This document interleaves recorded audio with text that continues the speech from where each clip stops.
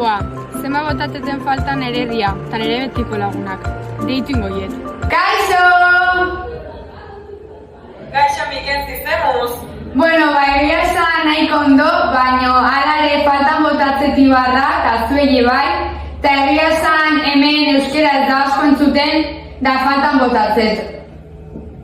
Ni batatik jungo banitzan asko botako nituen falta, baina uste eta horrekin aukartela merenderoa izango zara gehiena faltan botako nuna. Gehiena faltan botako nun lekua, merendero hau izango zen, ze hemen elkartze ganen oso elkarrizketa sakonak eukitzeiteu, dena batea ondo pasatze deu, eta aparte asteburutan kriston parrilla dakiteiteu. Jora, inberentera baita faltan botako nun, baina nik uste gehien faltan botako nun tokia ikastolako patio izango zala. Esan, nik ibolatik faltan botako nun tokia etxekoa, ikastolako patio izango zen, ze hemen pasain nire haurtzaroa, tokion ikasten ikusigu eta nire lagunak eta bizitzako lagunak dienak hemen ez autitut.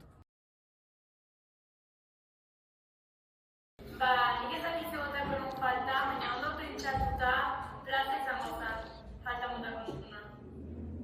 Faltan botako nun plazako tabernan eseritza eta lagunekin zerbait hartzea eta kartetan jolaztea. Baita, faltan botako nun hemengo ambientea. Kaixo Iran! Eta aspaldiko lagunak elkartzea. Mikel zita, ez azte euskera zitzaitea eta nahi zunen deitu, bale? Bai. Agur! Aio!